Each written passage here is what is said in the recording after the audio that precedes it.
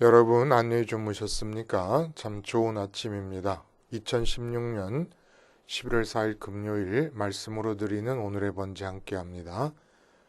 열왕기하 21장 10절에서 24절까지 말씀으로 같이 합니다. 우리는 10절부터 15절까지만 같이 읽겠습니다. 시작. 여호와께서 그의 종 모든 선지자들을 통하여 말씀하여 이르시되 유다 왕 므낫세가 이 가증한 일과 악을 행함이 그 전에 있던 아모리 사람들의 행위보다 더욱 심하였고 또 그들의 우상으로 유다를 범죄하게 하였도다. 그러므로 이스라엘의 하나님 여호와가 말하노니 내가 이제 예루살렘과 유다에 재앙을 내리리니 듣는 자마다 두 귀가 울리리라. 내가 사마리아를 잰 줄과 아합의 집을 다림 보던 추를 예루살렘에 베풀고 또 사람이 그릇을 씻어 엎음같이 예루살렘을 씻어 버릴지라. 내가 나의 기업에서 남은 자들을 버려 그들의 원수의 손에 넘긴즉 그들이 모든 원수에게 노략거리와 겁탈거리가 되리니 이는 애굽에서 나온 그의 조상 때부터 오늘까지 내가 보기에 악을 행하여 나의 진노를 일으켰음이니라 하셨더라. 오늘 우리가 함께 읽은 말씀 중심으로 돈 세탁, 땅 세탁이라는 제목의 하나님 말씀 증거합니다. 돈 세탁, 땅 세탁. 여러분 다 아시는 대로 돈 세탁 하면은 상당히 그 의미가 부정적인 뉘앙스를 담고 있지 않습니까?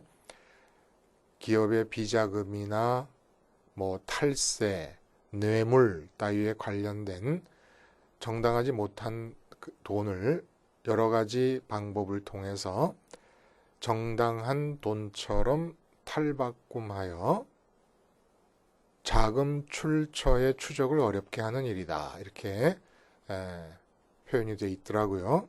그러니까 쉽게 불법적인 돈을 합법적인 돈인 것처럼 합법적인 돈이 되는 건 아닙니다. 불법적인 돈은 불법적인 돈일 뿐이지요. 근데 합법적인 돈인 것처럼 둔갑시키는 것이 바로 돈 세탁입니다. 그래서 이 전혀 부정적인 의미를 담고 있는 이 돈 세탁이라고 하는 단어를 패러디해서 땅 세탁이라고 단어를 만들어 봤더니 땅 세탁이 문자 그대로 땅을 세탁하는 일이 있기는 있었더만요. 그 2007년부터 서울시가 용산국제업무지구 개발 사업을 발표하게 됩니다. 근데 이 용산국제업무지구의 개발 사업에서 가장 큰 문제가 뭐였냐면 지금은 무산돼 버렸어요. 이 개발 사업 자체가 무산돼 버렸는데 당시 이제 한참 큰 기대와 꿈을 갖고 이 개발 사업을 추진할 때 첫 번째 부딪힌 장애가 뭐냐면은 그 용산 국제업무지구로 개발하려고 하는 부지가 철도 차량 사업소였습니다. 그리고 기름과 물류 창고가 있던 자리입니다. 그러니까 100년이 넘는 동안에 기차를 정비하고 기름을 넣고 하면서 온갖 기름과 폐기물들이 다 땅에 스며들어 버린 거예요. 그리고 중금속은 말할 것도 없고 그래가지고 이 폐기물과 기름으로 오염되어 있고 납이나 니켈 등 맹독성 중금속으로 오염되어 있는 이 땅을 정화하는 작업이 없이는 그것을 개발할 수가 없는 상황이 되어버렸습니다. 그래가지고 15톤 덤프트럭 8만 3천 대가 동원이 돼야 되는, 그러니까 8만 3천 번을 15톤 트럭으로 퍼날라야 하는 양 10m 깊이까지 땅을 파가지고 그 땅을 다 세척을 하는데 어떻게 세척을 하느냐? 처음에는 그 파낸 땅들을 강력한 수압으로 물 세척을 합니다.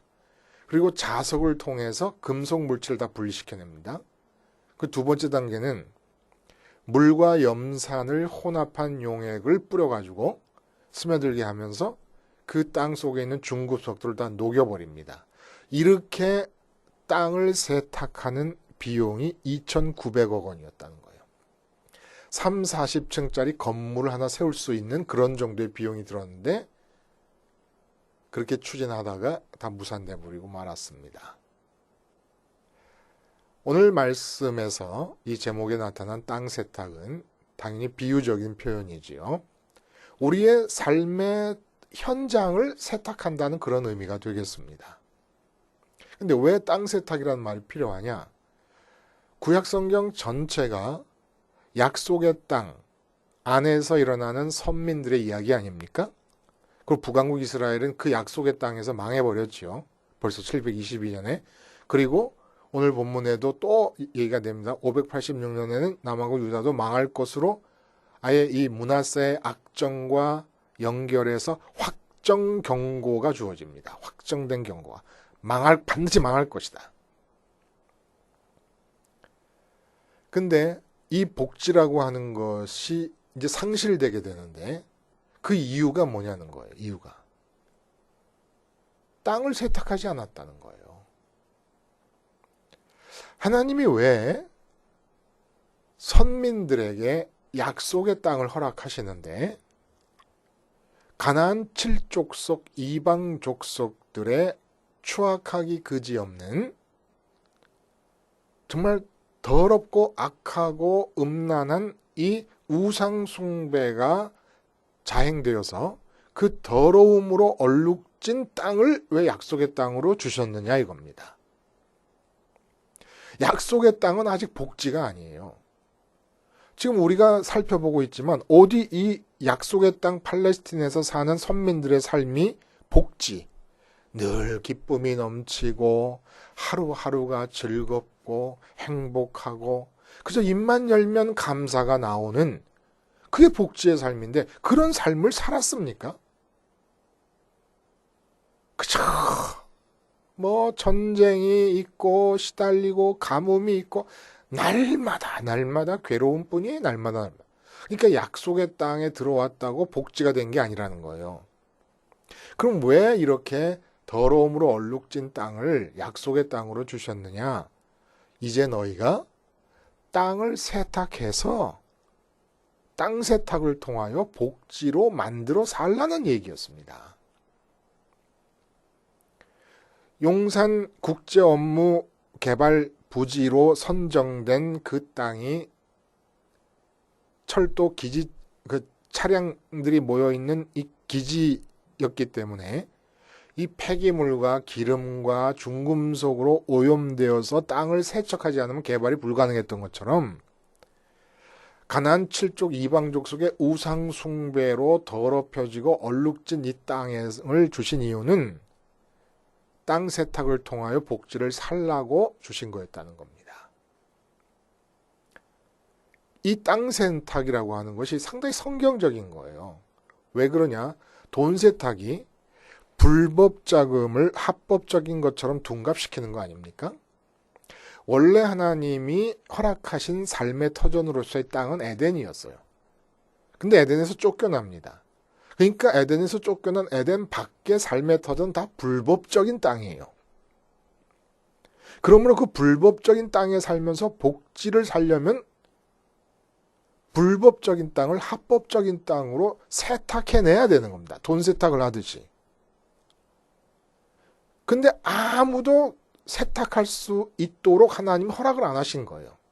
근데 아브라함 이후 선민을 정하시면서 선민들에게 그 에덴 밖 불법적인 땅을 합법적인 땅으로 바꾸어서 에덴의 삶을 회복할 수 있는 길을 열어주셨습니다. 다시 말하면 땅 세탁을 할 수 있는 길을 열어주셨다는 겁니다.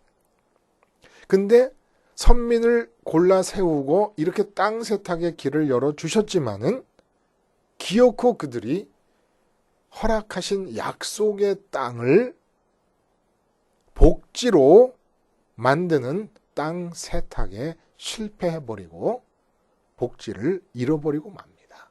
약속의 땅 자체를 상실해버리고 만다는 겁니다. 그러니까 우리 삶의 형편이 어떠냐 이건 상관이 없는 거예요. 내가 지금 사회적으로 지위가 어떻고 위치가 어떤 자에 어떤 이 상관없는 거라는 겁니다. 내가 배웠느냐 못 배웠느냐, 내가 무슨 어디 출신이냐 이런 거 아무 상관없다는 거예요.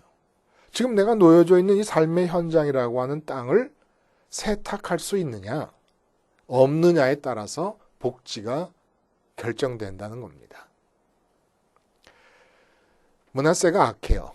이 므낫세의 영성이 무서운 영성인 것은 우리가 함께 어제 얘기를 했습니다. 히스기야의 영성과 비교해 볼 때 히스기야의 영성은 아수르의 2차 침공과 같은 충격적인 삶의 현장의 사건 앞에서조차도 그 사건에 대해 침묵하면서 살아계신 하나님을 더 우선적인 관심의 대상으로 마음에 받아들입니다. 그 하나님과의 관계를 삶의 현장에서 유지시키고 강화시키고 지속시켜 나가는 것이 히스기야의 영성이었습니다. 삶으로 나가서. 반면에 이 므낫세의 영성은 세상에서 하나님 대신에 다른 가치를 마음이 첫 번째 관심사로 붙잡습니다. 그 상태를 성전 안에까지 밀고 들어와 버린 영성입니다. 그래서 히스기야의 영성은 성전을 통해서만, 그 당시 구약 시대에서는 지금은 십자가 복음을 통해서만 가능한 것이고 성전의 의미가 십자가에서 완성되니까 그 성전을 통해서만 하나님을 첫 번째 관심사로 모실 수가 있습니다. 거기에서 드려지는 번제를 통해서, 또 하나님 이외의 가치를 붙잡고 있는 것이 죄악이라는 것을 성전을 통해 깨닫게 되는 것이고, 그래서 히스기야의 영성은 성전을 생활화하는 영성입니다. 반대로 므낫세의 영성은 성전을 활성화하는 영성입니다. 성전을 활성화하는 게 뭐가 나쁘냐? 성전 밖의 삶의 터전에서 하는 모든 행위와 그런 행위를 가능하게 하는 마음의 상태를 그대로 유지한 채로 성전으로 끌고 들어오니까 성전 안에서조차도 삶이 연장되니까, 삶의 현장에서의 삶이 연장되니까 성전이 활성화되는 겁니다. 그래서 우리가 앞에 부분에서 읽을 때 그 므낫세의 악행을 얘기할 때 성경이 기록해 나가는 그 과정을 면밀히 보면 참 기가 막힌 거죠. 분명히 바알과 아세라 우상을 세웠고 1월 성신의 제단을 밖에 세웠습니다. 그런데 밖에 세웠던 그것들을 성전들 안에 세운다는 얘기를 합니다. 이게 바로 성전의 활성화라는 거예요. 이러한 악행의 결과 어떤 일이 벌어집니까? 하나님이 두 가지 확정적인 심판을 알려주십니다. 첫 번째가 예루살렘과 성전을 그릇을 씻어 엎어버리듯이 엎어버릴 것이다. 그리고 두 번째가 복지, 그러니까 약속의 땅으로부터 쫓아낼 것이다. 약속의 땅을 상실하게 될 것이다. 한 두 가지 얘기를 해줍니다. 성전 상실과 약속의 땅 상실 두 가지가 얽혀 있다는 거예요. 이게 우리에게 암시하고 있는, 시사하고 있는 이 특징적인 점은 뭐냐면은 지금 성전과 복지가 유기적으로 뗄래야 뗄 수 없게 연관되어 있다는 사실을 우리에게 알려주시는 겁니다. 이게 무슨 의미를 갖고 있는 것일까요? 므낫세는 성전을 활성화했다 그랬습니다. 그 성전을 활성화한 결과 하나님께서 성전을 엎어버렸습니다. 치워버리십니다. 586년에 이미 므낫세의 성전 활성화 작업을 통해서 성전의 존재 의미는 사라져버렸기 때문입니다.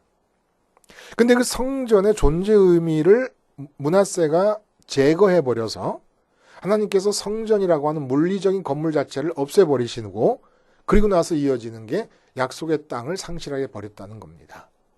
어떤 관계가 있을까요? 복지의 상실이 일어났잖아요. 그 원인이 성전 상실과 연관되어 있다는 겁니다. 다시 말하면 약속의 땅이 가나안 칠족들의 우상 숭배로 얼룩져 있고 더러움으로 찌들어 있는 땅인데 이 땅을 세탁해서 복지로 만들기 위해서는 성전이 반드시 있어야 됐다는 얘기예요. 성전의 의미가 상실돼 버리면 그러므로 가나안 칠족의 우상 숭배로 얼룩진 이 더러운 땅을 세탁해서 복지로 바꿀 수가 없다는 얘기입니다. 왜? 성전의 의미가 상실됐기 때문에. 성전의 존재 의미가 사라져버렸기 때문에. 그러면 성전의 존재 의미가 뭡니까? 그리고 므낫세의 성전 활성화가 어떻게 잘못된 겁니까? 보세요. 바깥에 바알 숭배 제단을 만들었다가 성전 안으로 끌어들였다. 바알 숭배, 아세라 숭배를 왜 합니까? 풍요와 다산을 마음의 지성소에 붙들고 있기 때문에. 실제로 내 손으로 풍요와 다산을 성취하기 위해서 바알 숭배를 했어요. 근데 그걸 성전 안으로 끌어들였다는 것은 성전 안에서도 바알 숭배가 풍요와 다산을 추구함이 가능해졌다는 겁니다. 그러니까 활성화될 수밖에 없죠. 그동안은 예루살렘 성전 가까이 살던 사람들은 멀리 있는 바알 성전에 가가지고 풍요와 다산을 추구했는데 이제는 멀리 갈 필요가 없어요. 예루살렘 성전에서도 얼마든지 풍요와 다산을 추구할 수 있게 돼버렸으니까 성전 문이 번지르르하게 달 정도로 사람들이 많이 들락거리면서 활성화돼 버린 겁니다. 근데 성전의 의미는 사라져 버렸어요. 성전의 의미는 뭐였냐? 성전을 활성화하는 것이 아니라 생활화하는 것에 있었다는 거예요. 그러면 성전 생활화는 뭡니까? 직장에 나가서 내 마음에 예루살렘에 있는 성전을 그대로 내 마음에 구현시키는 겁니다.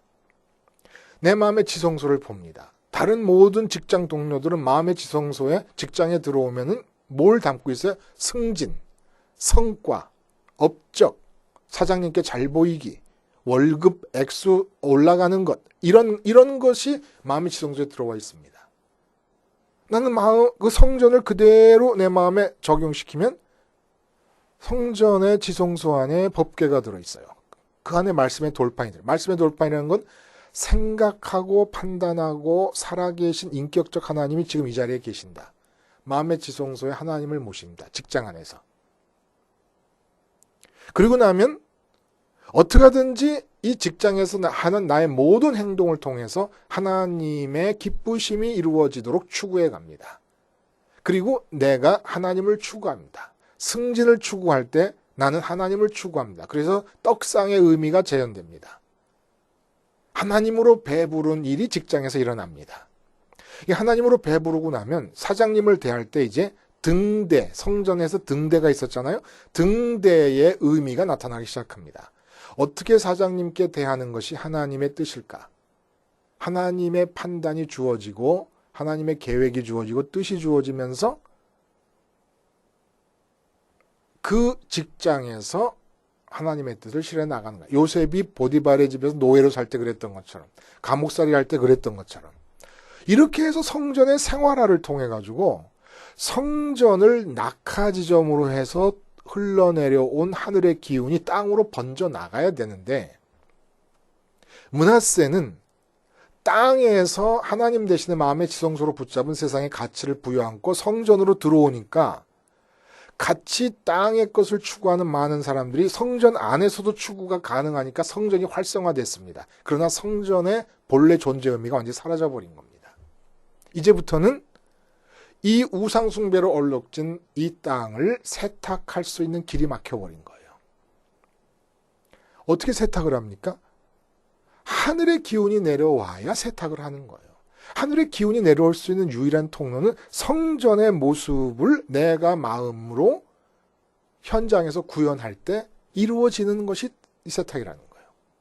그러니까 이게 참 보통 중요한 문제가 아닌데 예를 한번 들어봐요.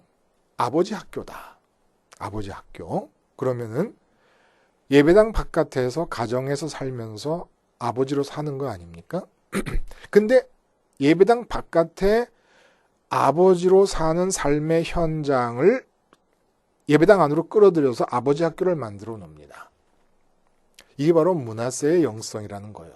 너도 나도 할 것 없이 다 우리가 이렇게 살았어요. 저도 마찬가지고 다 그렇게 므낫세의 영성으로 살았어요. 그래서 아버지 학교 하는 프로그램을 만들어 놓으니까 예를 들어 금요일날 목요일날 아버지 학교를 한다. 그러면 목요일날 텅텅 비어있던 예배당이 활성화됩니다. 활성화돼요. 근데 이게 므낫세의 영성에 의한 결과와 마찬가지로 진정한 교회의 존재 의미를 다 상실해버리고 있다는 겁니다. 아버지 학교를 예배당 안으로 끌어들일 게 아니라는 거예요. 그럼 어떻게 해야 되느냐? 예배당 안에 모이면은 철저하게 하나님 한 분이 첫 번째 현실이 되도록 마음의 지성소에 들어온 모든 것들을 다 십자가에서 죽여버리는 겁니다. 그래서 예배당 나갈 때는 교회 모임이 끝나고 예배당 밖으로 세상으로 나갈 때는 오직 마음에는 하나님 한 분 말고는 아무것도 없어야 되는 거예요. 근데 집에 갔더니 자식놈이 딱 앞에 나타납니다. 근데 아버지로서의 역할을 해야 돼요, 이제. 그러면 그 자식 앞에서 아브라함이 이삭을 죽였던 것처럼 번제단 위에 올려놓고 죽이려고 했던 것처럼 자식 앞에서 내 마음에 자식보다 히스기야가 아수르 2차 침공보다 하나님이 먼저인 현실이었던 것처럼 자식 앞에서 하나님이 더 먼저인 현실이 되고 그래서 마음의 지성소의 모양을 성전 모양으로 갖추고 그 다음에 자식 앞에서 그 이전에는 자식으로 기뻐하고 자식의 형통으로 만족하려고 했던 것을 하늘에 계신 하나님으로 만족하고 기쁘려고 해서 이 향단의 향을 피우면서 그 기도를 의미하는 거 아닙니까? 그래서 하나님을 추구합니다. 하나님, 내가 자식을 앞에 두고 있지만 자식의 어떠한 거는 무관한 하늘의 기쁨으로 채워주시옵소서. 하나님만으로 기쁘게 해주시옵소서. 그래서 떡상의 의미가 완결이 됩니다. 그래서 하나님으로 인해 기쁨과 감사가 나오는 상태에서 자식을 딱 보면 등대의 의미가 실현됩니다. 그 자식을 향해서 자식의 상태에 대해서 하나님께서 어떤 말을 하기를 원하시는가, 어떤 행동을 하기를 원하시는가를 내게 심어주고 나를 장갑 삼으시는 거예요. 이게 성전의 생활합니다. 그러니까 아버지 학교를 할 필요가 없는 겁니다. 부부 학교를, 성서적인 부부 학교 이런 거 할 필요가 없는 겁니다. 그런 게 있는지는 모르겠습니다만은. 그리고 교회 안에서 성공하는 사람들의 7가지 습관을 끌어들여서 강의를 하는 걸 봤어요. 직장에 나가서 성공하는 일을 위해서 7가지 습관을 교회 안으로 끌어들일 필요가 없는 거예요. 이게 므낫세의 영성이라는 겁니다. 그걸 모임을 하면 교회는 활성화되고 교인들이 더 모일 수는 있어요. 그러나 이미 교회는 없어진 거예요. 교회는 뭐 하는 곳이냐? 직장에서 아니면 뭐 사업 하던 사람들이 들어오면은 너 어떻게 하나님보다 사업이 먼저고 직장의 승진이 먼저일 수가 있냐? 너 어떻게 하나님보다 자식이 먼저일 수가 있느냐? 깜짝 놀라게 만들어요. 깜짝 놀라게. 응? 다 죽어가는 사람이 오면 자꾸 병 고치겠다고 안수하지 말고 우선 어떻게 넌 네 몸이 죽고 사는 것보다 하나님을 더 뒤로 제쳐놓을 수가 있느냐. 그래서 병들어 죽는 사람일지라도 마음은 살아있잖아요. 그 마음은 하나님이 먼저인 지성소를 이루어줘야 된다는 거예요. 교회 모임에. 그리고 아무것도 몰라요. 그 사람의 삶의 형편이 어떠니. 그냥 밖으로 내보내면 돼요. 왜냐? 마음의 지성소에 하나님을 모시고 현장에 가면 그 현장에서 하나님과 라이브로 연결이 되기 때문에. 이게 자식 앞에서 그 사람이 성전의 모습으로 마음이 갖춰지기만 하면 그 자식 앞에서 지금 살아계신 하나님과 라이브로 연결이 되는데 아버지 학교에서 어떤 원리를 왜 가르치겠다는 겁니까? 신앙적 아버지, 복음적 아버지 되는 길은 자식보다 하나님을 더 먼저 사랑하는 것 뿐입니다. 그런 상태에서 하나님을 더 먼저 사랑하는 상태에서 자식 대하면 하나님이 자식에 대한 말과 행동을 나로 하여금 하게끔 해주시기 때문에 내가 무슨 자식을 대할 때 해야 되는 원리를 생각하고 배울 필요가 없는 거예요. 목회도 마찬가지예요. 목회도. 어디 가서 뭘 배우겠다는 겁니까? 목회보다 하나님을 더 먼저 사랑하면, 목회 현장 속에서 하나님을 더 먼저 사랑하면 된다는 거예요. 근데 이 세상은 완전히 팔레스틴 땅처럼 죄악으로 얼룩져 있는 거예요. 예를 들면 에덴 밖에서 사람들이 세운 신념 체계와 가치 기준들, 이런 것들이 복지를 없애버리는 겁니다. 어떻게 없애느냐? 돈이 최고다. 다 그런 생각 갖고 살잖아요, 지금. 겉으로 입으로 드러내서 말을 하거나 안 하거나. 돈이 최고다. 돈이 있어야 노후가 편안하다. 다 이런 생각들 갖고 살아요. 그 돈이 있어야 된다라고 하는 이 생각, 가치체계, 신념체계, 믿는 거잖아요, 지금. 돈은 있어야만 된다고. 이것이 내 마음에서 복지를 뺏어갑니다. 기쁨도 없고요. 행복도 없어요. 즐거움도 없어요. 걱정뿐이에요. 근심뿐이에요. 그래서 내가 사는 삶의 현장은 이렇게 에덴 밖에서 타락한 인간들에 의해 만들어진 가치 기준과 신념 체계로 완전히 물들어버린 세상입니다. 이 세상 속에 살면서 나도 모르는 사이에 내가 왜 걱정하고 있냐면 돈이 없어서가 아니라 돈이 없으면 안 된다는 말 때문에, 그 신념 체계 때문에 걱정하고 있는 거예요. 성공한 사람이 돼야 된다라고 하는 그 말 때문에 나를 패배자로 여기고 있는 거라는 겁니다. 실제로 패배자가 아닌 거예요. 하나님이 사랑하는 선민이 됐으면 패배자일 수가 없잖아요. 네? 대통령에게 사랑받아 장관 되면은 성공한 사람이라며, 법조계에 발을 들여서 변호사하고 뭐 검사 판사 하다가 법무부 장관 하면은 성공한 거로 치잖아요. 그 대통령 마음에 들어서 그런 거 아닙니까? 어떻게 천지를 지신 하나님 마음에 들어서 하나님의 아들, 딸이 됐는데 실패라는 게 존재할 수가 있습니까? 근데 세상에서는 돈 못 벌면 실패다. 좋은 대학 못 들어갔으면 실패한 인생을 살 수밖에 없다. 2등 인생을 살 수밖에 없다. 그 말들이 여러분을 괴롭히는 거고 복지를 뺏어가는 겁니다. 그러므로 우리 삶의 현장을 세탁하지 않으면 안 된다는 거예요. 어떻게 세탁해요? 성전으로 세탁한다는 거예요. 성전의 모양을 삶의 현장에서 그대로 구현하는 거예요. 그게 십자가 생활화 아닙니까? 십자가 생활화를 통해서 뭘 우리가 제일 먼저 해야 돼요? 마음의 지성소가 자꾸 돈이 있어야 된다라고 하는 신념체계에 이끌려갑니다. 그래서 돈을 원하려고 해요. 건강 장수가 최고라고 하는 세상의 믿음 체계에 의해서 끌려가면서 건강이 조금만 이상이 있으면 불안하고 두려 벌벌 떱니다. 이런 상태를 십자가에서 죽이는 거예요.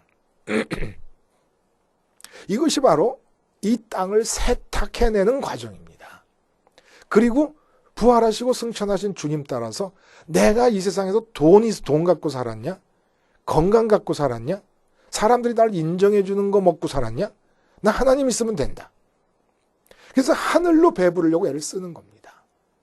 그래서 배불러져서 감사가 나오면 복지가 이루어지는 거예요. 그리고 등대의 의미가 실현되죠. 내가 배부른 상태에서, 하늘로 배부른 상태에서 땅에 있는 사람들을 가만히 들여다보면 내가 그들에게 무슨 말을 해줘야 될지, 어떻게 행동해야 될지가 밝히 드러나는 겁니다. 하나님께서 지혜를 주시고 뜻을 밝혀주시고 허락해 주심을 통해서. 절대로 세상에서 살던 마음의 상태 그대로를 교회 안으로 끌어들여서 교회의 존재의 의미를 말살시키는 므낫세의 영성을 되풀이하면 안 됩니다. 그럼 복지를 잃어버려요. 이미 교회는 사라져버렸는지도 몰라요. 본래적 의미의 교회는 사라져버렸는지도 모릅니다. 이제 되찾아야 되겠어요. 십자가로부터 되찾아야 돼요. 십자가 생활화를 통하여 진짜 하나님이 정하신 선민들이 다시금 모여서 교회를 이루는 역사가 이루어져야 됩니다. 이미 므낫세의 영성을 통해서 다 제거돼 버렸어요, 교회들이. 존재의 의미 자체가 없어져 버렸으니까 교회라는 허울만 남았지. 성전의 활성화는 성전을 없애는 일입니다. 성전의 생활, 성전에서 얻은 마음을 생활의 현장 속에서 지속시킬 때 내가 가는 곳마다 세상의 에덴 밖에서 이루어진 타락의 땅이 세탁되어질 수 있고 에덴으로 복지로 바뀔 수가 있습니다. 땅을 세탁하실 수 있기를 바랍니다. 무엇으로? 십자가 생활화를 통해서. 기도하시겠습니다. 하나님 아버지, 도와주시옵소서. 긍휼히 여겨주시옵소서. 십자가 생활화, 성전의 생활화를 통하여 땅을 세탁하여 복지를 누리게 하옵시며 므낫세의 영성을 뒤따르고 있는 모든 교회들을 긍휼히 여기시어 바른 깨달음을 그들에게 허락하여 주시옵소서. 예수님의 이름으로 기도하옵나이다. 아멘.